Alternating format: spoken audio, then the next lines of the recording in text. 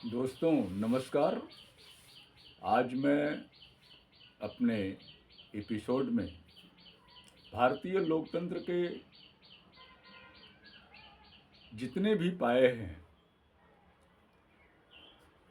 उसको भ्रष्ट हुए देखते हुए ऐसा लगता है कि भारतीय लोकतंत्र धीरे धीरे किस मुहाने पर पहुंच रहा है जिसकी कल्पना करने से ही रूह कांपने लग रही है। दोस्तों,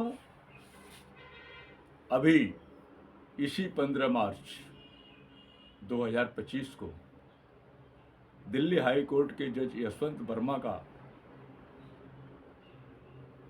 और उनके जले हुए घर का और घर में प्राप्त हुई सामग्री का जो विवरण वायरल हो रहा है और यहाँ तक कि उनके सारे फोटोग्राफ सुप्रीम कोर्ट के वेबसाइट पर भी देखे जा सकते हैं। तमाम सोशल मीडिया पर जो फोटो वायरल हुए हैं, जो वीडियो वायरल हुए हैं, जो बातें वायरल हुई हैं, जो लोगों की टिप्पणियां वायरल हुई हैं, उससे ये लगता है कि भारतीय लोकतंत्र के जितने भी पाए हैं कोई भी भ्रष्ट होने से अंशतः या पूर्णतः बचा हुआ नहीं है। और करीब हम पिछले कई सालों से देख रहे हैं कि जो स्थितियां इस देश में धीरे धीरे बनती चली जा रही हैं और मुख्य रूप से जो आज की वर्तमान शासन व्यवस्था है उसके छत्र छाया में सारे जो इस देश के विकास के लिए, इस देश की सुरक्षा के लिए, इस देश के आम लोगों को व्यवस्थाओं के लिए, इस देश में सभी लोगों को न्याय के लिए, सभी लोगों के कार्य के लिए जिस स्तर पर अधिकारी, कर्मचारी या न्याय व्यवस्था या सुरक्षा व्यवस्था या शिक्षा व्यवस्था या भी जो भी व्यवस्थाएं आप कह लें, वहाँ कोई भी काम आसानी से नहीं हो रहा है। ये बिल्कुल देखने में ऐसे तो राज्य सत्ता को माना ही जाता है कि उसमें कुछ न कुछ झोल झाल रहता ही है, लेकिन जो सारी चीजें सामने आ रही हैं, जो खबरें छन करके आ रही हैं, जो सोशल मीडिया पर बहुत सारी बातें वायरल हो रही हैं, उससे ये लगता है कि ये अधिकतर कार्यों में शासन का कहीं न कहीं बरदहस्त प्राप्त है। अब बरदहस्त प्राप्त अगर नहीं भी है, यह आरोप मेरा कहाँ तक सही है, ये मेरा विचार है कि आखिर इस पर सही कार्रवाई क्यों नहीं हो रही है। यशवंत वर्मा की ही बात ले लीजिए। पहले बताया गया कि इसमें 15 करोड़ से ज़्यादा नोट थे स्ट्रांग रूम में, उनके स्टोर रूम में। आखिर ये पैसा कहाँ से आया? और आग लगने की घटना सीधे सीधे अग्निशमन को नहीं पहुंची, लेकिन अग्निशमन का दस्ता पहुंचा और उसने अपने सारे वीडियो, फोटोग्राफ संबंधित विभागों को सौंपा भी। लेकिन बाद में जो परिस्थितियां उसमें बन रही हैं वो अजीब है। जहां अग्निशमन का दस्ता सारे वीडियो को, फोटोग्राफों को अपने विभागों को भेजा, वहीं उसका कोई अधिकारी ये कह रहा है कि वहां कुछ मिला ही नहीं। यशवंत जी खुद ही कह रहे हैं कि हमें नहीं पता आखिर कहां से आ गया, और उनका ये भी कहना है कि मुझे बदनाम करने की कोशिश है। तो आखिर क्यों है ऐसा? और उस दिन यशवंत वर्मा नहीं थे तो किस काम से बाहर गए थे, ये भी बातें स्पष्ट नहीं है। फिलहाल ये तो एक यशवंत वर्मा जी की बात है, लेकिन शासन के जो सातों अंग हैं जिसमें न्याय व्यवस्था भी है, जिसमें सुरक्षा व्यवस्था भी है, तमाम सारे अंग हैं उसके। हालांकि यह बहुत सारी बातें सेना के अंदर नहीं आई है और उसको मैं इसमें लाता भी नहीं, क्योंकि वहाँ इस तरह का सारी पाठ पढ़ाए जाते हैं, सारे निर्देश दिए जाते हैं, सारा ब्रेन वॉश कर दिया जाता है कि वहाँ इस तरह की घटनाएं नहीं हो सकती, या होगी भी तो बिल्कुल रेयर कहीं होगी। लेकिन सारी व्यवस्था इस तरीके से ध्वस्त हो चुकी है कि कहना मुश्किल है। आखिर आम पब्लिक न्याय के लिए कहाँ जाएगा? जिस हाई कोर्ट के जज का वेतन मात्र 2.5 लाख है, उसके घर में इतनी नोटें कहाँ से?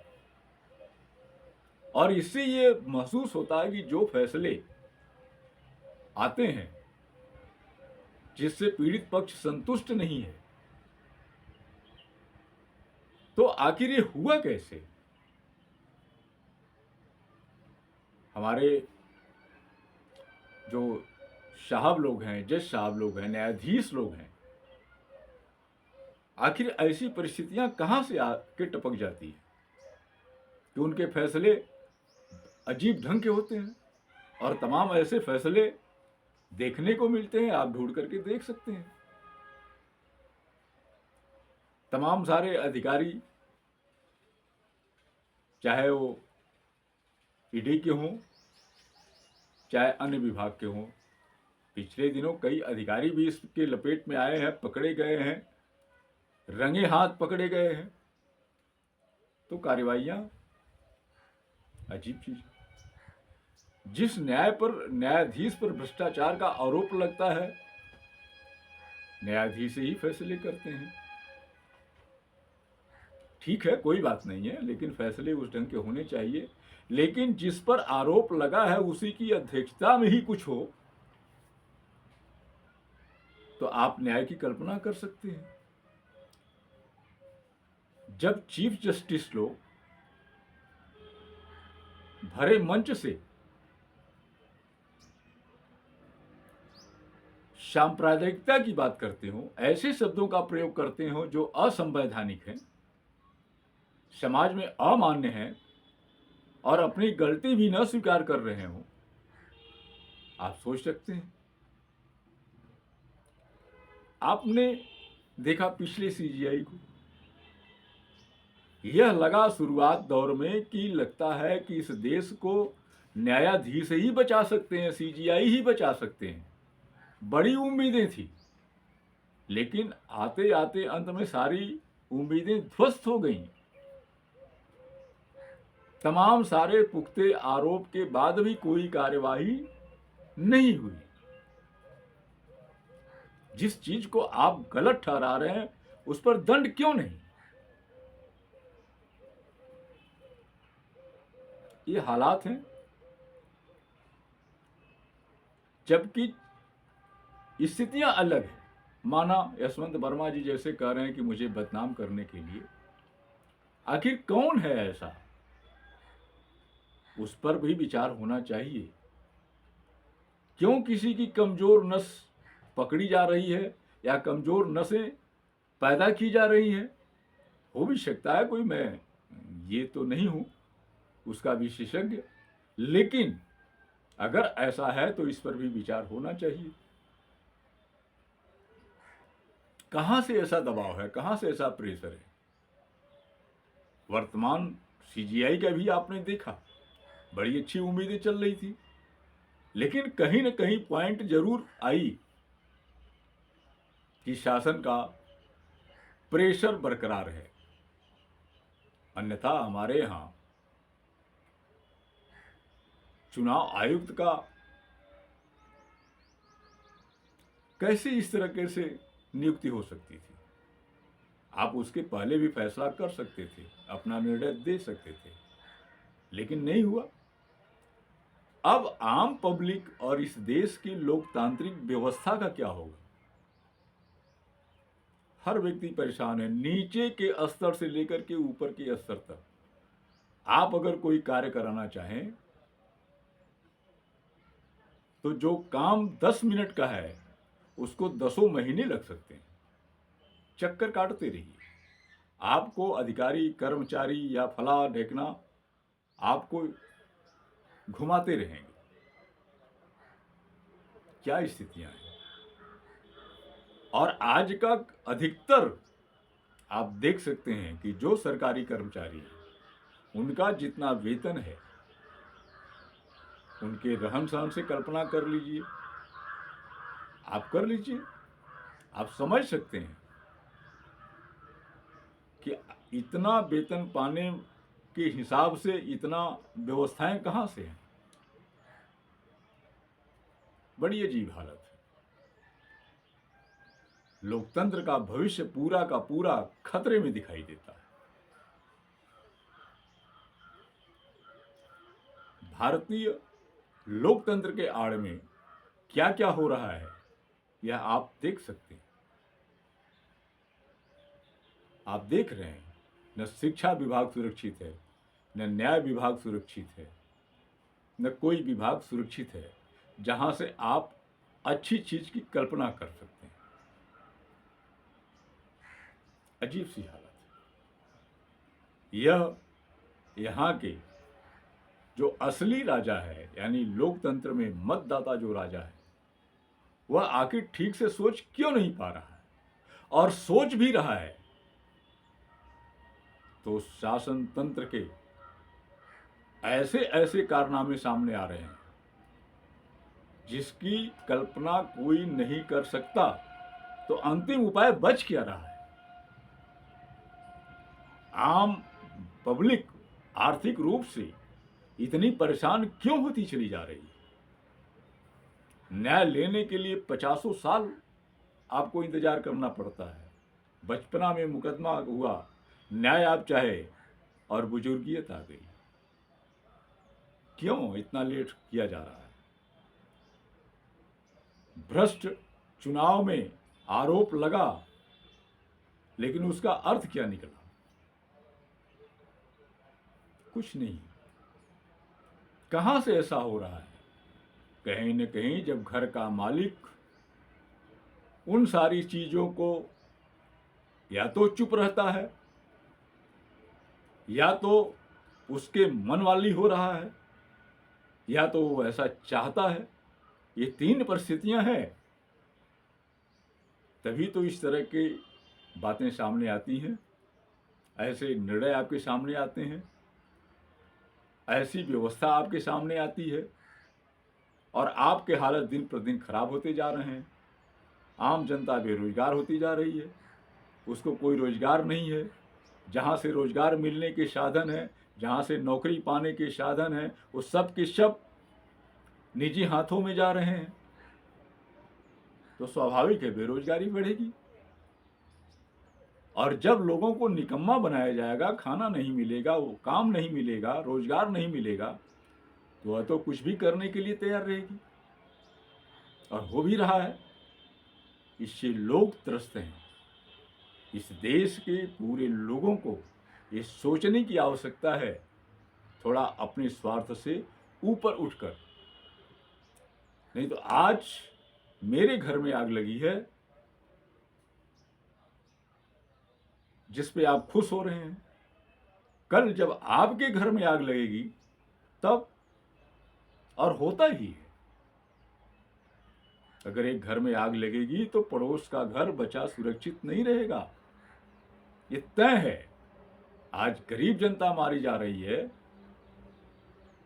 तो आप जो लूट पाट करके या इस तरह किसी भी तरीके से जो धन संग्रह करके रख रहे हैं, क्या आप सोच रहे हैं कि वो सुरक्षित रहेगा। दुनिया का इतिहास है, कोई भी सुरक्षित नहीं रहता। और इस देश का बैंकों की हालत देख लीजिए। हमारे यहाँ 32 बैंकों को तोड़ते तोड़ते आज 6 बैंकों में लाया गया है और उसको भी ध्वस्त कर करके बहुत कम में लाने की कोशिश है। और उसकी जगह तमाम निजी संस्थानों को बैंकिंग का सिस्टम दे दिया गया है, जहां की तमाम तरह से देश में लूटपाट मची हुई है। और सरकारी बैंकों का खजाना पूंजीपति लेकर के दिवालिया बोल करके विदेश भाग जा रहे हैं। क्या हो रहा है। आम पब्लिक का पैसा बेकार होते जा रहा है। और तमाम अभी हाल ही में महाराष्ट्र में बैंक का हालत आपने देखा, दूसरे बैंक पर भी आरोप है, वहाँ तमाम घोटाले हैं या जो भी कुछ है, बंद होने की स्थितियां आ रही है और इसको दिखा करके उसको अन्य जगह कर दिया जाएगा। और एक चीज और देखिए, जो खबरें छन के आती है कि शासन सत्ता को चलाने के लिए दूसरे दलों को तोड़ करके, लालच दे करके, आर्थिक लालच दे करके जिस तरीके से लाया जा रहा है, वो पैसा कहाँ से आ रहा है, उसका कोई छानबीन नहीं। एक विधायक को तोड़ने में बताया जाता है, जैसा कि खबरें हैं आती जाती रहती हैं, कहाँ तक सच है कहाँ तक गलत है, अरबों रुपए दिए जाते हैं, वो पैसा शासन के पास कहाँ से आ जाता है? किसी भी सत्ताधारी दल के साथ या किसी भी राजनीतिक पार्टी में, तो किसी एक पार्टी की बात मैं नहीं कर रहा, ये हो रहा है, आए दिन हो रहा है। तो देश की जनता तबाह न होगी तो और क्या होगी? उसकी आर्थिक हालत बिगड़ती जाएगी, उसके स्वास्थ्य की हालत बिगड़ते जाएंगे, शिक्षा की हालत खत्म होती जाएगी, नौकरी मिलेगी नहीं, बच्चे पढ़ लिख करके लाखों करोड़ों खर्चा करके बेरोजगार हो रहे हैं, बैठ रहे हैं। क्या इस देश की हालात चल रही है इस भारतीय लोकतंत्र में? ये हमें आपको ही सोचना पड़ेगा कि हम क्या करें। जिसको मलाई खाने की आदत पड़ गई है वह उस मलाई के स्थान से हटना नहीं चाहेगा। इसलिए तमाम सारे इस देश की जागरूक लोगों को, मतदाताओं को सोचना पड़ेगा और अपनी वह बिकाऊ परिस्थितियों को रोकने की कोशिश करनी पड़ेगी। अगर आप समाज के प्रति चिंतित हैं तो आप खुद भी न बिकाऊ बने, न बिकाऊ समाज को पैदा होने दें। लेकिन आज ये परिस्थितियां, जो मान्यवर कांशीराम जी ने कहा था कि यदि आप न बिकाऊ नेता पैदा करना चाहते हैं तो समाज को भी न बिकने वाला बनाना पड़ेगा। बहुत सी चीजें हैं, गड़बड़ हैं, पूरा डावाडोल है, पूरा लोकतंत्र ध्वस्त है और लोकतंत्र की जो सारे पाए हैं सब ध्वस्त हैं। इसलिए जब नहीं सोचेंगे तो एक एक करके समाप्त होते चले जाएंगे, सारे अस्तित्व खत्म हो जाएंगे, सारी स्थितियां बिगड़ जाएगी, आप फिर गुलामी की स्थिति में चले जा सकते हैं, इससे इनकार नहीं किया जा सकता। इसलिए पुनः है कि जागरूक लोग समाज को बतावें और लोगों से आग्रह करें कि समाज को, देश को, लोकतंत्र को, भारतीय संविधान को बचाने के लिए आप क्या कर सकते हैं। इसी के साथ यह प्रश्न आप सभी पर छोड़ रहे हैं। आप लोगों की क्या प्रतिक्रिया है, आप हमारे कमेंट बॉक्स में ज़रूर डालें। इसी के साथ मैं अपनी यही बात समाप्त करता हूँ और आप सभी लोगों को बहुत बहुत धन्यवाद। आपका मित्र सोनकर सोन।